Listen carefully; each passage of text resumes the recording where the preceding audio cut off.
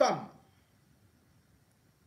a sa fortune entre les jambes, disait Honoré de Balzac. Peut-être que pour devenir première dame, il n'y a pas un concours. On devient juste première dame parce qu'on a été aimé par un homme. Donc le sexe est important dans la vie aussi. Le sexe donne des promotions. Mais aussi, lorsqu'on devient première dame, alors qu'on n'a pas acheté quoi que ce soit, on se doit d'avoir d'autres amis, d'autres comportements. Beaucoup de personnes ont vu dans les interventions de Marlène Mvoutou des accusations qui peuvent être gravissimes. Mais c'est Chantal Biya qui lui a donné l'occasion. Non seulement par ses fréquentations, à travers certaines personnes d'une certaine moralité, qu'elle n'était pas obligée d'afficher. On peut avoir des amis qui sont ceci, qui ne sont pas présentables, ou même, mais on ne les affiche pas. Or, il se trouve une chose. Au moment où Paul Biya est malade, à 92 ans, le comportement de Chantal Biya frise celui de Grace Mugabe dont j'ai déjà parlé. Et ceci fait douter de sa moralité. Parce que Grace Mugabe avait laissé mourir presque Robert Mugabe seul à Singapour. Et lorsqu'on voit dans les vidéos, Paul Biya étudie, il est fatigué. Il a 91 ans, 92 ans même, voire plus. Et Chantal Biya va se trémousser. Avec qui? Avec Julienne Fosso. Or, Julienne Fosso est l'épouse. Elle est l'épouse du milliardaire Fosso Victor. Rappelez-vous, Fosso Victor est mort le 19 mars 2020 à l'hôpital Ney. Il avait été abandonné par sa famille, par ses épouses, particulièrement peut-être celles qu'il présentait partout, parce que la seule personne qu'on voyait avec Victor Fosso au palais d'études, c'était Julienne Fosso. Alors qu'il est polygame, il était polygame. Mais quand il meurt, Julienne Fosso n'est pas là. Quand Fosso meurt, en tant que milliardaire, personne n'est là à côté de lui. Et nous sommes en pleine période de Covid. L'hôpital américain se rappelle juste que c'est un Camerounais. Ils sont obligés d'appeler à l'ambassade du Cameroun à Paris parce que le corps devait être incinéré. C'est l'ambassade qui dit « Ah oui, nous le connaissons. C'est une grande personnalité, c'est un milliardaire. » Il avait été abandonné là. Mais lorsqu'on voit que c'est cette femme qui pourtant a été accusée par des enfants, par ses coépouses, d'abandon, tout comme celle qui devait être là à côté et qui d'ailleurs a demandé qu'on débranche. Et que c'est elle qui danse avec Jeanne-Irène Biya. On se dit, mais, avec Chantal Biya. Mais on prend peur. On se dit, mais attention, cette femme est en train de montrer à Chantal Biya son exemple, suis-moi. Et le problème est que leur histoire ne date pas d'aujourd'hui. Chantal Biya devrait avoir des femmes de compagnie. Oui, Chantal Biya peut danser peut-être, mais pas quand Paul Biya est malade. Mais même si elle danse, elle ne devrait donc pas être avec une femme qui elle-même est compromise, dont l'image est combattue. Lui est elle peut être charmante. Mais quand on voit ce qu'elle a eu à faire dans la vie, on se dit donc que, mais c'est quoi au juste? Qu'est-ce qu'elle peut donner? Parce qu'on va se rappeler que justement cette Julienne, même étant mariée à Fosso Victor, déjà que Fosso Victor, je l'ai déjà dit, était l'amant de sa mère. Elle s'appelait Oumagne, quoi là. Elle avait un nom très sexy là. Et par la suite, c'est Diane, la grande sœur de Julienne, qui est avec Victor Fosso. Elle est actuellement aux États-Unis. Je ne sais pas. Il y a une de ses sœurs. Mais ce qui est grave, c'est que derrière ça, alors qu'elle est mariée,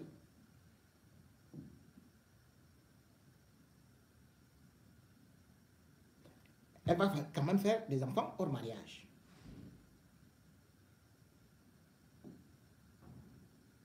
Tu es donc la confidente de la première dame.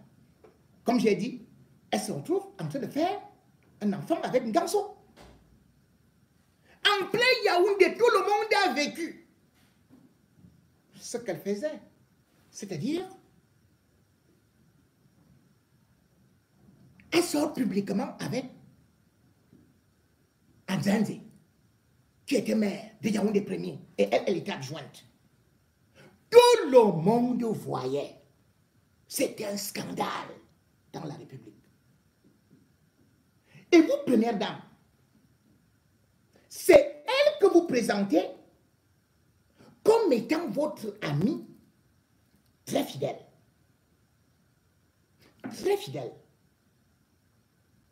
J'ai toujours dit, je n'aime pas parler de certaines choses. Mais cela m'amène cependant à parler quand je sais que certaines vies et même l'avenir du pays en dépendent. Parce que vous allez vous demander, comment est-ce qu'elle a fait pour entrer dans le cercle de Chantal Biya? Vous allez donc vous rendre compte que Chantal Biya, dans sa verte jeunesse, était avec un des fils de Victor Fosso. John Fosso.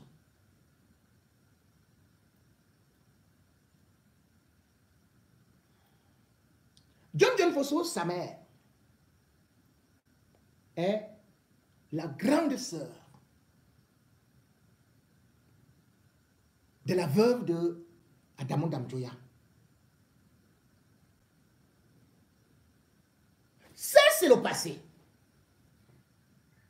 Mais toi, Julienne, tu profites pour revenir nous mettre ça au bout du jour. Je ne peux pas juger Chantal sur son passé. Mais si elle revient avec son passé, et si ses relations sont basées sur ce qu'elle avait connu comme peut-être ceci et cela, oui, elle a fait des enfants avec Macpac, ça, c'est normal. Le père de ses enfants, ou machin, et tout, nous ne regardons pas ça. Mais lorsque les intérêts deviennent multiples, ça devient dangereux. Ça devient dangereux parce que derrière, on se rend compte que Julienne Fosso exploite et fait des affaires avec Chantal Biya qui sont incroyables. Vous vous rendez compte que les sociétés des enfants de Chantal Biya, les sociétés des enfants de Chantal Biya sont gérées par le fils de Julienne Fosso. Il s'appelle Valérie. Dont les jumeaux. Et vous savez que ces jumeaux font des affaires, détournent de l'argent, ne livrent pas des marchés. Et il y a Autre chose qui est un scandale, c'est-à-dire que vous apprenez que Chantal achète des maisons en France. Mais ça passe par qui? Vous avez entendu certainement qu'il y a une société qui a été créée et tout ça. Mais en réalité, lorsque Chantal achète, commence à acheter les premiers appartements, c'est l'appartement de qui? De Julienne Fosso, en France. Le valet par... comment on appelle? Attendez, je vais vous trouver exactement le... Parce qu'elle avait acheté ça à 580 000 euros, je crois. Je vais trouver ça. 528 000 euros. C'était à Levallois-Perrin. Et qui va faire le truc? C'est Maître Xavier Meignier. Quand Julienne Fosso achète ses appartements, vous allez vous rendre compte que on va créer une société qu'on appelle SCI Orchidée, qui était gérée par Daniel Kakou, épouse Olivier Clément, qui était architecte étourdi. Cette société a été dissoute en 2022. Ils font donc des blanchiments. Ils font des blanchiments. Julienne Fosso participe à des blanchiments.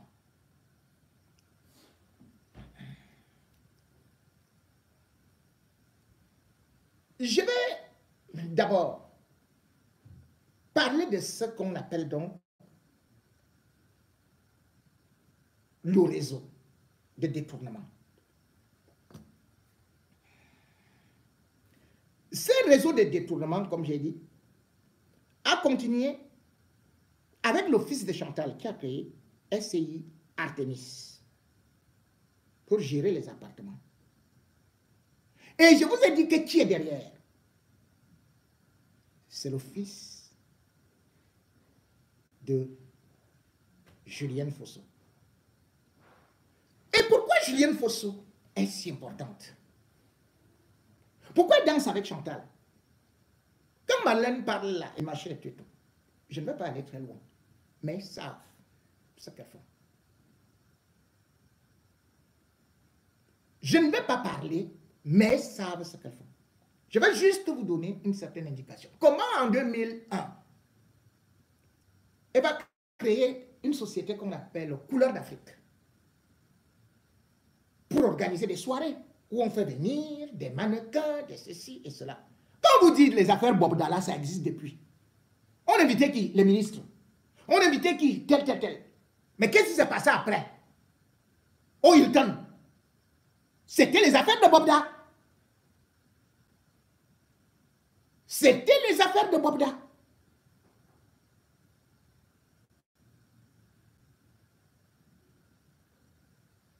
Et d'ailleurs, pour encore mieux regarder un certain nombre de choses. Quand vous voyez Brenda faire de la musique, là, vous croyez que ça sort d'où? Parce que ceci vient du cercle des intentions et de ce que ma chère amie Julienne Fosso, j'ai mal au cœur quand je parle de cette femme, parce que je la connais. J'ai mal au cœur. Mais je suis obligé de me faire mal pour parler. Ah oui, le Longomba arrive au Cameroun. Il a des problèmes. Qui a négocié pour aller jouer au palais? Et il habitait où? Chez Julienne Fosso. Il a joué au palais. Est-ce que Chantal ne venait pas là-bas, à Bastos? Est-ce que... Bon, passons d'abord. Lorsque ces enfants aiment aujourd'hui cette musique-là, c'est parce qu'on a commencé à présenter le modèle de ces gens-là. Ou bien les gens qui font les modèles qu'on a présentés, c'est les gens qui peuvent s'embrasser. Vous voyez que Brenda va embrasser notre fille et tout et tout. Voilà, voilà c'est des modèles qu'on a créés autour de ça. Et vous savez, les gens vont me dire que ça c'est un côté de la vie privée, il ne faut pas parler. J'ai vu des gens du gouvernement, mais le problème c'est que la vie privée, ce n'est pas votre vie. Ce n'est pas ma vie. Ce n'est pas la vie de tel. C'est la vie d'une femme de chef d'État. D'une femme de chef d'État. Et ça a souvent créé des problèmes. Je vais vous le démontrer beaucoup plus tard. Mais le pire, c'est que Julienne Fosso utilise aussi ce qu'on appelle les réseaux d'influence. Parce qu'elle avait un truc là, quoi là, à Tinga. Ouais, quand Chantal fait des boutiques là, elle dit, la seule chose qu'elle trouve, elle dit qu'elle fait aussi les boutiques. Parce que Julienne Fosso avait aussi fait la boutique à Tinga à l'époque, où il fallait vendre les boubous. C'est elle-même qui habillait Chantal avec ces boubous-là de haut à friture, où ça s'appelait comment et tout ça et tout ça. Comment s'appelait cette structure? Cette structure s'appelait Makeliva. C'est là où il y a actuellement, comment on appelle cette boutique-là? Bon, voilà. Bon, c'est Makeliva. À l'époque, d'ailleurs, à le Longomba avait chanté Linda. C'est l'une des filles de Julienne Fosso, qui a Manu, Kevin, Valérie. Donc, quand vous entendez Makeliva, Makeliva là, c'est l'abréviation des quatre enfants, dont le dernier officiellement est d'un Ganso.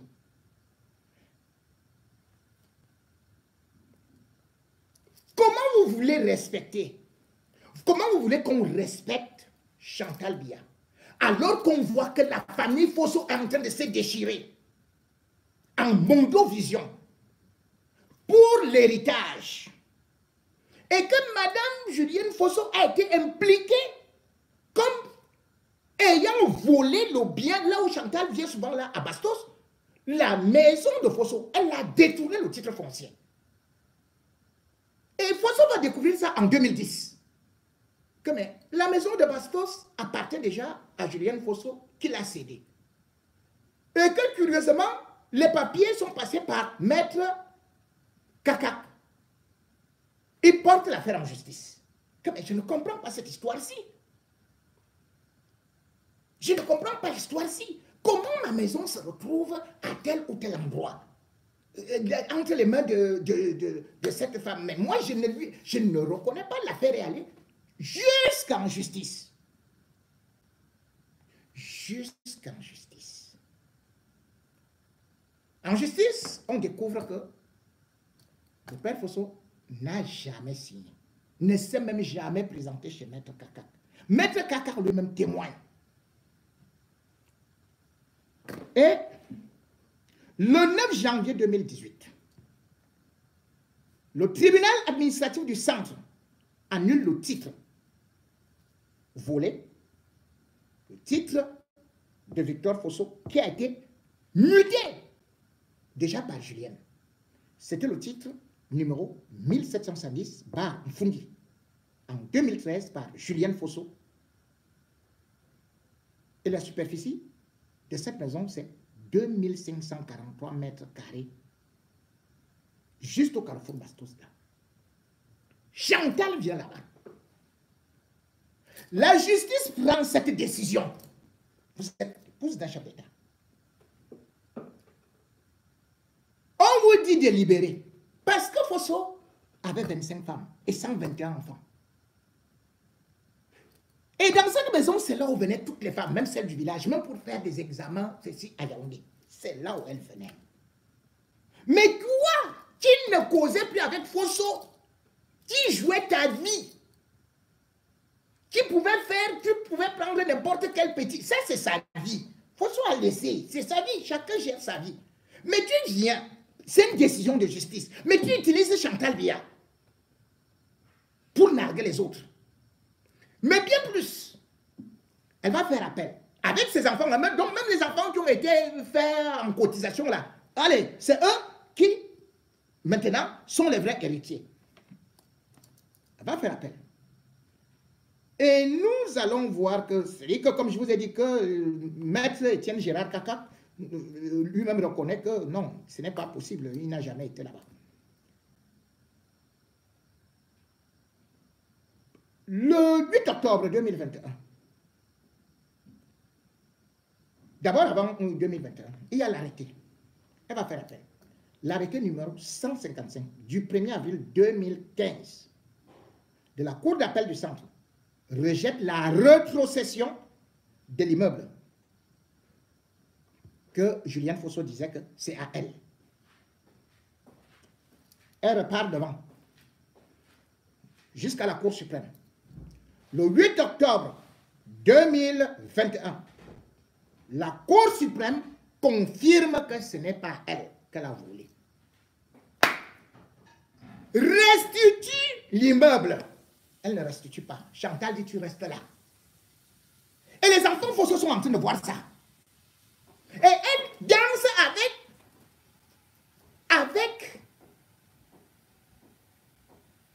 Chantal. C'est-à-dire qu'elle nargue les gens.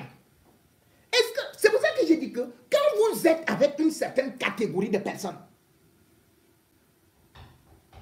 c'est très grave. Comment Chantal Biya peut être aujourd'hui en train de... Elle peut être l'amie de Julienne Fosso, mais elle ne l'exhibe pas. Vous vous rendez compte? Julienne Fosso, qui sortait avec Emile Andy. Andy. Le fils d'Andy.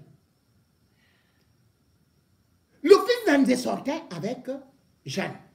Vous connaissez qui était Jeanne? Jeanne, c'est la petite sœur de Donatien Coigny, qui a été égorgée. Vous voyez donc, on revient déjà dans le sang. Elle a été égorgée chez elle. C'est-à-dire que Anzanze sortait avec Julienne Fosso, une femme mariée. Et Anzanze, qui est aussi mariée, sortait encore avec Jeanne. Et Jeanne était l'amie de Julienne. Chantal est au courant de tout ça. On n'a jamais élucidé cet assassinat. Les deux se connaissaient puisqu'elle appelait l'autre ma fille. Comment vous voulez que les gens se taisent? Comment vous voulez que les gens se taisent? Avant de revenir sur certaines choses, je vais vous dire, ça s'est passé ailleurs. Chantal n'est pas, même quand on dit, oui, infidélité, elle n'est pas la première à le faire. Mais sauf que les circonstances, et parfois, les conséquences sont dangereuses pour les pays. Je vous ai parlé, peut-être des femmes qui, parce que leur mari n'était pas là, comme, par exemple, la femme de Nelson Mandela Winnie, qui a commis quelques infidélités, mais ce qui a rabaissé, ce qui a beaucoup frappé Mandela ou bien Robert Mugabe, dont on a aussi vu une femme qui se levait. Quand Mugabe avait 92 ans, sa femme a commencé à se lever. Et c'est pour ça que quand quelqu'un intervient là, quand le cousin de Chantal ou bien le neveu de Paul Biya intervient là pour dire comme attendez, nous on connaît Chantal, on va parler, mais parce qu'ils savent ce qu'il y a déjà eu. Je sais, mais je ne parle pas. Je ne vais pas tout parler, tout comme je dis tout simplement que si nous parlons, le gouvernement ne va pas dire que ne parlez pas. Parce que ça s'est parlé ailleurs. Et parce que le monde nous écoute. Et parce que aussi Chantal n'est pas la pire des merdes, mais sauf qu'on dit aux gens, il peut avoir des conséquences dramatiques, terribles. Paul Biya n'est pas comme le roi Swati III, c'est-à-dire qu'au Swaziland qui est devenu l'ancien Swaziland. Parce qu'avec Swati, lui au moins, comme il avait, je crois, 13 femmes, bon, on a vu que, bon, ces femmes pouvaient rapidement lui tourner le dos, ces femmes pouvaient aller faire tout ce qu'elles voulaient, ces femmes s'amusaient et tout et tout. Et d'ailleurs, je crois qu'il avait renvoyé une qui s'appelait Notando Doubé en 2010. Celle-là, elle couchait avec le ministre de la Justice. Il l'a chassée en 2010. Et il a risqué un coup d'État. En 2004, 2 de ses femmes avaient déjà fui avec des chauds. Mais bon, lui, c'est un chaud lapin, il continue à prendre. Vous avez vu comment est-ce que la présidence de Zuma a tourné au ridicule? Parce qu'il y avait l'infidélité. C'est vrai que c'était un polygame, et donc les femmes étaient abandonnées, ce qui n'est pas peut-être le cas de Biya, mais le cas de Biya, c'est le cas de Mugabe, parce qu'il y a un écart d'âge. Même le cas de Zuma, c'est aussi presque ça. Parce que quand vous regardez l'un des derniers cas de Zuma, quand il avait 68 ans, son épouse, l'une de ses épouses avait, sa deuxième épouse avait 35 ans. Donc imaginez quand il a épousé. La deuxième épouse de, je vais vous dire son nom, elle s'appelle Mompou Melflo, c'est compliqué, hein? Ntuli Zamba. Elle est partie avec le garde du corps. Elle est partie avec le garde du corps de son mari. Et par la suite, le garde du corps de son mari s'appelait Finda Tom. Vous savez ce qui est arrivé? On l'a tué, mais on a dit qu'il s'était suicidé. Mais pire, ça se retrouve donc dans le cas de Chantal, où Chantal a été avec les Matsaga, les Mataga, qui sont maintenant les amis, qui sont les collaborateurs, les amis d'enfance de Franck Biya, mais qui peut-être, bon voilà, on raconte quelque chose que je ne voudrais pas raconter ici, mais le 21e enfant de Zuma a bombardé la femme de Zuma. Grossesse, boum. Tout le pays mettait les mains sur la tête comme ça, que wow, wow, qu'est-ce qui s'est passé, qu'est-ce qui s'est passé, et tout ça. Les problèmes d'infidélité dans les cercles élevés de pouvoir peuvent avoir des conséquences dramatiques. Je dis bien dramatiques.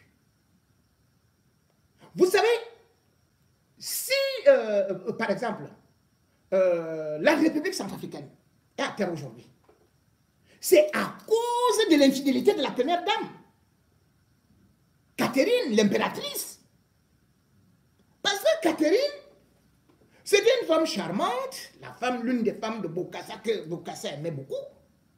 Mais vous connaissez l'histoire. Lorsque Valéry Giscard d'Estaing arrive en République centrafricaine, Bokassa l'accueille, lui dit « Oh, tu es le bienvenu », lui donne ceci et tout, et lui donne un terrain de chasse qui dépasse peut-être tout le littoral, toute la région du littoral. Ça appartenait à Valéry Giscard d'Estaing. Mais qu'est-ce que Valéry Giscard d'Estaing va faire? C'est-à-dire qu'ils sont au Rwanda, Valéry Giscard d'Estaing lui dit que tu me fais venir, tu envoies ta femme en France et tout doucement. L'impératrice arrive. Mais Bokassa, il devait faire quoi? C'était le patron de la Grande France. Et ce patron-là, qu'est-ce qu'il faisait? Il sautait la femme de Bokassa. Pas seulement par plaisir, mais parce que c'est une négresse, mais aussi pour prendre des renseignements. Et c'est à travers cette femme-là, l'impératrice Catherine, qu'il va découvrir que Bokassa, en fait, traite avec Muammar Kadhafi. Or, Muammar Kadhafi était l'ennemi de la France, parce qu'il y avait une guerre entre la France et la Libye au Niger. Donc, quand il découvre ça, il dit « Quoi ?» Donc, le gars-ci, il est en train de faire des choses comme ceci et comme cela et tout et tout et tout. Or, ça se passait tout simplement dans le Kounia. Jusqu'à ce que, bien sûr, il va se gâter avec Valéry Giscard d'Estaing, parce que Valéry Giscard d'Estaing va envoyer l'un de ses hommes qui portait souvent la première dame, hein, pour aller la déposer en France. Comme si tu prends une chienne pour aller avec chez le chien. Celui-là, il s'appelait René Journiac. C'est lui qui portait souvent la femme de Bokassa. Sauf que lui-même aussi, derrière, il coupait aussi la femme de Bokassa. Pour avoir les informations, cette fois-ci, de qui? De son patron, qui était Valéry Giscard d'Estaing. Donc, ils deviennent tous amoureux, 3 hommes sur l'impératrice. Et ça va entraîner quoi? Un coup d'État contre Bokassa. Pendant que il croit sortir pour aller voir Kadhafi, la France qui avait déjà ces problèmes-là depuis. C'est le gars qui couche avec sa femme, c'est devenu Valéry Giscard d'Estaing. Il a envoyé les parachutistes blancs, c'est-à-dire français, pour venir déloger du palais la famille de Bokassa. Bokassa qu'on avait installé, que la France avait installé avec ceci, les honneurs, les machins, les chevaux, les véhicules, il avait acheté le vin, plus que les pétrus que Chantal voit là, qu'on voit là au palais. C'est comme ça. Mais en fait, le gars, il avait utilisé l'impératrice. Donc, pour des raisons d'État, il a eu les informations et il a fait un coup d'État. Et c'est pour ça que, bien sûr que lorsque l'affaire des diamants éclate, c'est parce que Bokassa lui aussi veut se venger. Et c'est ça qui a fait que, justement, un type comme Valéry Giscard d'Estaing rate son élection. Pourquoi? Parce que le Cameroun va intervenir dans l'affaire. Valéry Giscard d'Estaing va se rendre compte que René Journiac, son ami, le monsieur Afrique, couche avec la femme, couche aussi avec l'impératrice, dont lui fait les enlèvements derrière. Parce qu'il avait bombardé déjà la grossesse. Une première, on avait enlevé.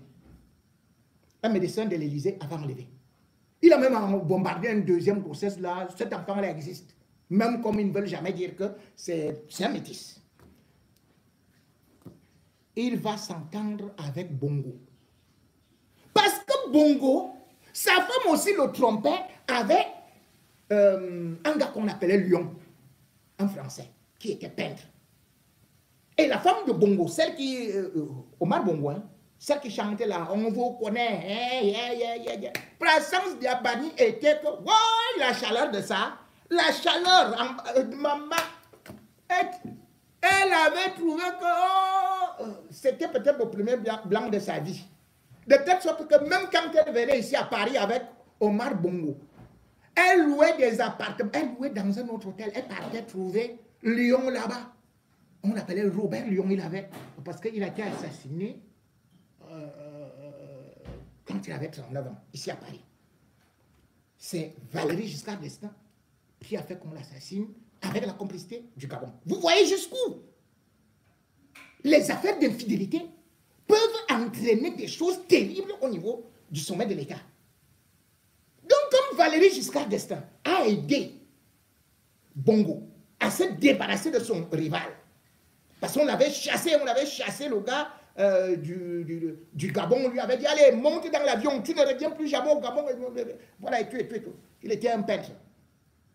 Maintenant, Valéry Giscard d'Estaing lui dit, tu vas aussi me rendre un service avec René Journiac, qui lui aussi me trompe. Enfin, il fait que l'impératrice me trompe. C'est comme ça que on va piéger l'avion qui devait venir au Cameroun. Parce que René Journiac devait venir chercher de l'argent pour la campagne présidentielle auprès d'Amadou Ahidjo.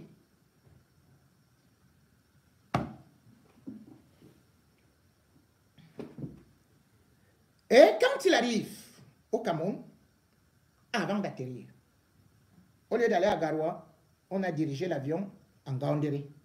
Ahidjo, lui, ne connaissait rien. Il était avec le président, il était avec plutôt l'ambassadeur de la France au Cameroun.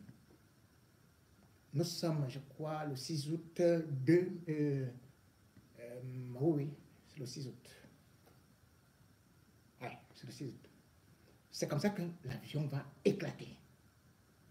Le 6 août 1980. Le gars meurt au Cameroun. À cause de quoi? De l'infidélité, des infidélités de la première femme. C'est comme ça que Valéry Giscard d'Estaing se débarrasse de son rival. Bokassa en mourant disait, oui, ce type est méchant, il a arraché ma femme et puis il m'a arraché le pouvoir, il m'a tout arraché pour la vie. Et il y a un épisode qui est beaucoup plus important. Quand on vous parle des infidélités qui sont relatées,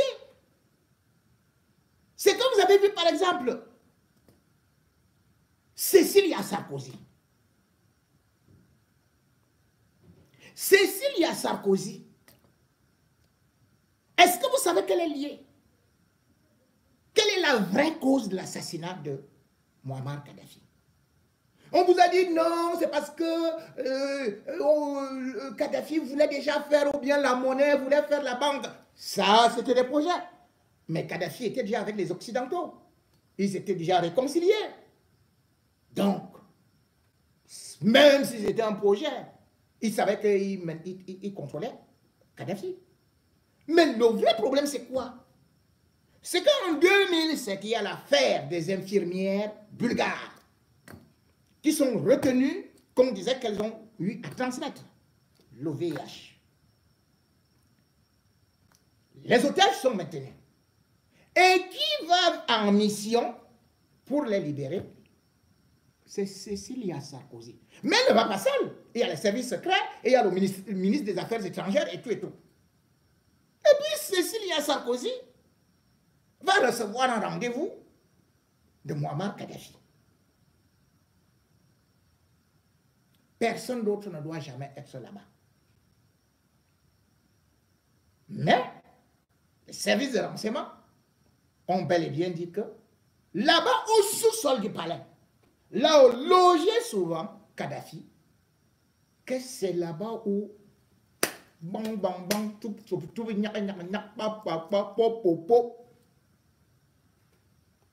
c'est l'air revenu à Sarkozy. Et c'est de là qu'il se dit, en arabe, tu m'as fait ça, tu vas voir ce que ça va donner. C'est donc une crise de jalousie derrière tout ce qui avait certes, Kadhafi l'avait financé, mais Kadhafi l'a ridiculisé. Et elle-même, lorsqu'elle voit que maintenant les nouvelles et que les gens qui ont été témoins et que ceux qui ont fait les bulletins de renseignement commencent à sortir d'affaire, elle a commis un livre. Je vais vous lire un peu les extraits du livre de Madame Sarkozy. Je vais vous lire sur ça. Elle va dire que, dans son livre, elle dit que elle était bel et bien dans la caserne de Kadhafi qu'on appelle Bal al-Alizia. Elle écrit ceci. Cécilia Sarkozy. Le plus étrange est que, dopé par l'action entreprise, je n'éprouve aucune peur en pénétrant dans cet endroit.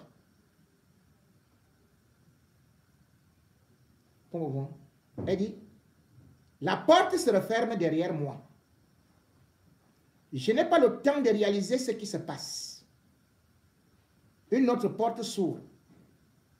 Kadhafi entre. Bref, elle décrit Kadhafi entre. Et puis Kadhafi s'avance, commence à lui faire... Bon, voilà, je ne vais pas plus loin. Elle-même, elle redétaille ceci. Elle dit ce qu'elle a dit à Kadhafi. Hein. Ils sont en bas, hein. Il n'y a personne. Hein. Au sous-sol, hein. Toutes les portes sont fermées. Hein.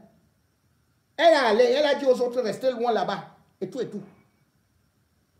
Elle dit, qu'elle a dit à Kadhafi, est-ce que vous avez conscience de la manière dont vous me prenez? Est-ce que vous avez conscience de la manière dont vous vous permettez de me traiter? Je vous prie de ne pas vous approcher de moi. Après, elle dit, et je perçois une gêne qui ne lui ressemble pas. Maman. Donc, Kadhafi tout de suite a obéi. Et elle dit que voici ce que Kadhafi lui a dit. Vous êtes une femme d'une énergie extraordinaire. Ah! C'est comme celui de la commission des droits de l'homme là. Papa. Donc Kadhafi savait draguer comme ça. Je vais voir si elle va accepter. Si elle va dire qu'elle a accepté. Elle dit, vous êtes une femme d'une énergie extraordinaire. Je veux faire de vous mon héritière. Voilà. Vous imaginez Kadhafi avec une femme qui refuse ses avances. Elle lui dit que je vais faire de toi mon héritière. Alors qu'il a des enfants, hein? Alors que les Libyens sont là. Hein? Voilà sa version des faits. Ce n'est pas la version des faits de Kadhafi. Hein? C'est la version des faits de Cécilia Sarkozy que je vous dis d'ailleurs qu'elle-même c'est une frappeuse. Vous savez qu'elle était d'abord la femme de Jacques Martin. Et c'est Sarkozy qui était maire qui avait célébré le mariage. Boum! Lui-même il prend Cécilia. Et après l'ami de Kadhafi, même là qu'on appelle Atias, un publiciste qui faisait même la publicité pour Kadhafi, pour les vacances et tout et tout et tout. Elle est partie avec la femme de Sarkozy jusqu'en Jordanie. Puis elle a rejoint aux États-Unis. Vous savez que c'est après l'affaire de Kadhafi qu'elle décide de divorcer parce que Sarkozy était fou furieux. On savait tout simplement que c'est l'affaire de Gilbert. Mais c'était Kadhafi. Et voilà comment est-ce que le gars dit qu'il va le tuer comme un chien. Les rapports secrets ont fini donc par mettre la pression sur Cécilia pour qu'elle sorte un livre. Ce livre qui ressemble tout simplement à ce que peut-être... Vous savez, quand on fait l'opération Barracuda, là, en République centrafricaine, c'est-à-dire que quand on lance ça, qui lance ça? C'est un président français qu'on appelle Valéry Giscard d'Estaing. Cette opération est lancée, je crois, le 20 septembre 1979. Comme on vous dit, les Français savent que, bon, qu'est-ce que la France avait qu'est-ce qu'elle avait à intervenir là-bas, en République centrafricaine? Le gars a inventé des espoirs pour salir son rival. Giscard d'Estaing a fait dire à la presse française que son rival mangeait la chair humaine. Et tout le monde a cru que vraiment Bokassa mangeait la chair humaine. Alors que c'est parce que les gars, eux tous, ils étaient en train de manger la même chose. Ils étaient en train de manger la même chose. Et le gars, il a un peu d'appétit. Il a dit non, toi là et tout et tout. Il a éliminé tous ses adversaires. C'est comme ça. J'ai fait cette parenthèse pour vous montrer jusqu'où, lorsque vous regardez autour de Chantal aujourd'hui, vous allez vous rendre compte que ce sont des gens, on va vous parler, oh, il y a une affaire là, entre quoi, le SGPR, quoi. Moi, je ne vais pas revenir encore sur ça. Vous tous, vous connaissez ma position sur ça. Vous tous, vous connaissez quelles sont les choses qui sont en train de se passer. Mais ce que vous ignorez, c'est comme j'ai dit, c'est que aujourd'hui, celle qui négocie tout, qui fait tout, qui est devant tout, qui agit partout, c'est bien Julienne Fosso. Regardez les photos de l'anniversaire de Biya. Qui est là? Julienne. Et si vous voyez aujourd'hui que, par exemple, Fosso Victor n'est pas là, plutôt, le jeune, comment, non, ce n'est pas Fosso Victor. Fosso Victor, lui, il est déjà mort. Si vous voyez que son fils, et je vais revenir sur son nom parce que voilà, vous allez me donner son nom. Écrivez ça là. Bon, n'est pas là. Il était en prison. Et je reviens sur ça. Pourquoi? Quand elle va en prison, c'est parce qu'elle ne s'entend pas avec, il ne s'entend pas avec Julienne. Julienne va monter et va créer d'autres choses pour mettre celui-là en prison. C'est Chantal qui va pousser que Yves Michel Fosso, c'est ça son prénom, c'est deux prénoms, aille en prison. Et maintenant, quand il faut discuter l'héritage, il se rend compte que Yves Michel Fosso est en train d'accuser les autres que vous avez volé l'héritage, vous avez laissé mon père mourir et machin, et tout. Allez, elle favorise que Yves Michel Fosso aille à l'étranger. C'est pas Biya qui voulait, c'est Chantal qui a demandé. Et comme ça, Yves Michel Fosso, vous voyez, il a abandonné presque. Lui qui faisait beaucoup de bruit là sur l'héritage, il a obtenu la liberté d'aller à l'étranger grâce à Julienne Fosso. Donc vous voyez jusqu'où, même dans la justice, Chantal agit, puisque Yves Michel Fosso avait adressé d'abord un premier courrier le 8 novembre 2008, à l'époque, avant qu'il ne soit arrêté, quand on avait retiré ses passeports. Il avait adressé le courrier à qui? À Biya. Il n'a pas eu de réponse. Et après, il avait adressé à Chantal Biya. On lui avait remis un peu le passeport. Donc, on le tient comme ça, pas de la laisse. Quand vous regardez donc autour, pas seulement qu'on tient ce que Biya comme un chien, mais on tient d'autres Camerounais. On tient ceux qui sont dans l'entourage de Paul Biya. On tient le gouvernement.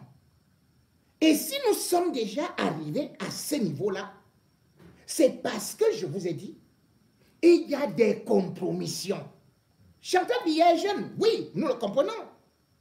Mais est-ce la raison pour laquelle elle doit faire toutes ces exhibitions, toute cette exposition? Selon nous disons non. Avec ce qui se passe dans la famille Fosso. Vous avez vu Chantal Biya aller au Canal d'Or. Pourquoi est-ce qu'elle va au Canal d'Or? Parce que c'est toujours Julienne. Pourquoi est-ce qu'elle ne va pas ailleurs? Julienne Fosso, c'est sa petite sœur Colette qui va rencontrer justement Tchatchoué. Tchatchoué lui faisait les câbles en Côte d'Ivoire. Et il arrive dans la résidence familiale là. C'est là où, comme Julienne Fosso connaît arranger là. Je vous ai dit que les affaires de Bob Dalla existent depuis, elle connaît arranger. C'est elle qui arrange le mariage là. Et du coup, c'est Victor Fosso qui finance Canal 2. Sauf que le 20 mai, Victor Fosso se retrouve devant Biya. Victor Fosso le salue, il est avec Julienne, et il passe. Paul Biya passe.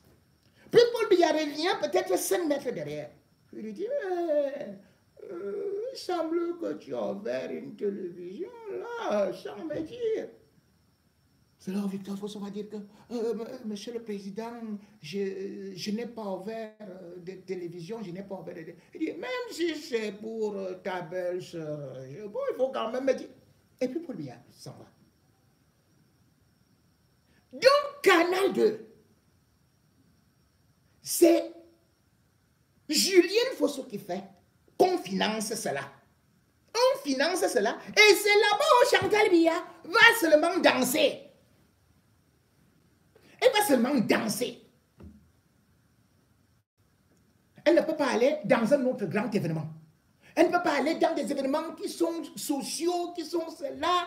Mais attendez. Et si on vous dit donc ce qui se passe derrière et après, moi je ne veux pas parler. Mais j'ai tout simplement dit que une première dame ne s'expose pas comme ça.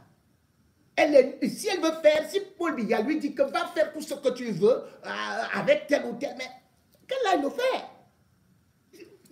Mais le problème est que si aujourd'hui on se rend compte que même l'argent du pays, ça doit sortir par ces réseaux-là. Pas des petits trucs, des amants, pas des trucs que mon ex a fait ceci, a fait cela. Ah oui, on va reprendre tel, après on va faire ceci et cela et tout ça. Toutes ces choses-là, aujourd'hui, vous pouvez voir. Et il y a d'autres incidences qui vont arriver, qui sont plus graves. Parce que vous ne savez pas que derrière l'héritage de Fosso, derrière l'héritage de Fosso, il peut y avoir une véritable guerre. Parce que des milliardaires et encore des barriqués sont très attentifs à l'intrusion de Chantal Biya. Et il y a une qui également s'appelle Laure. Laure Ndjitap. Laure Ndjitap, c'est l'autre fille de Fosso. C'est l'autre fille de Fosso qui également aussi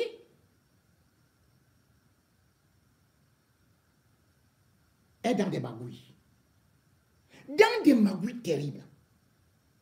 Avec Jérémy Sorel Ndjitap. Laure Ndjitap, je crois qu'elle est la sœur de Diane, de la femme de Richtché. C'est elle qui, quand Fosso est à l'hôpital américain, demande qu'on le débranche. On va le débrancher et elle va abandonner le père là-bas, jusqu'à voler son portable. Je vous avais raconté une histoire qui dit que il faut seulement, soit demander qu'on l'enterre avec avec son téléphone. Dans ce qu'on appelle le Kama Sutra là, le Kama Sutra qui se passe dans la famille là, Jérémy Ndjitap est arrivé là-bas. C'est-à-dire qu'avec toujours ces complexités là,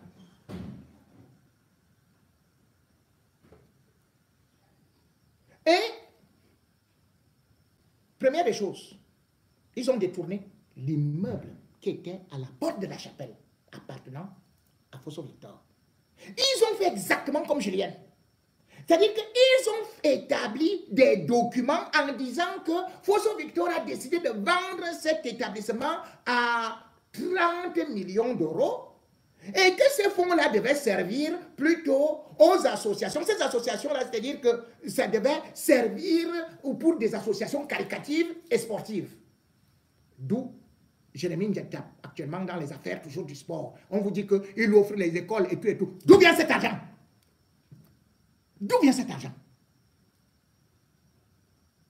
D'où vient cet argent? Le gars s'est assis, ils ont créé une société qu'on appelle SCI.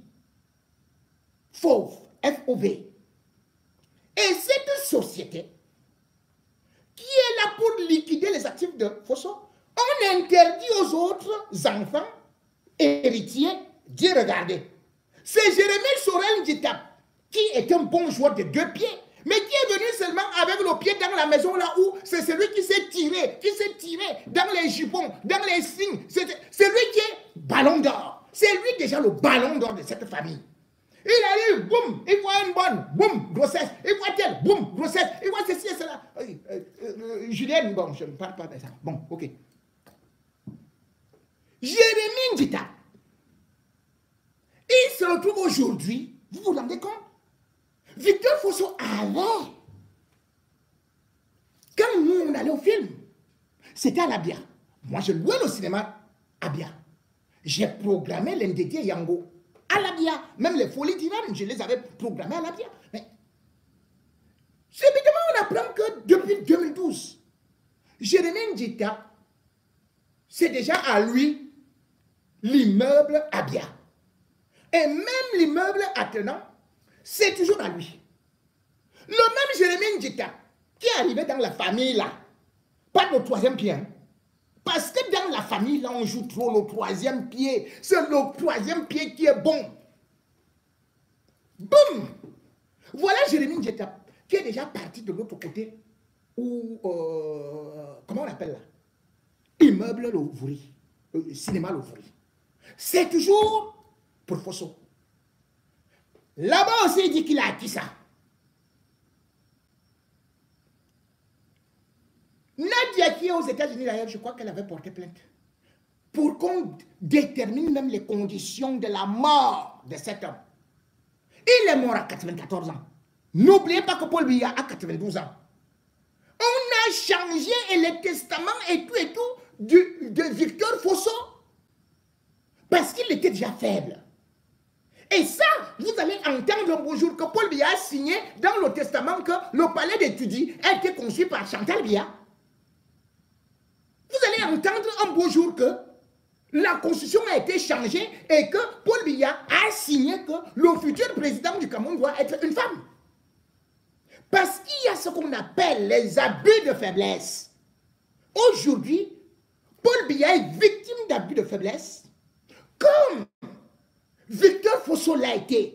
Il est mort à 94 ans. Il ne pouvait plus rien décider. Ses enfants d'un côté, sa femme de deux, machin, tout et tout. On dit, oh, il a fait ça. Lui-même, il dit, je ne reconnais pas. Et tout ça. Et on confisque les choses aujourd'hui. Avec la complicité de Chantal Biya. Et Chantal Biya ne peut être inspirée que par une telle femme. Elles sont en train de danser. Elles sont en train de festoyer. Pourquoi est-ce qu'elles sont en train de danser? Posez-vous des questions.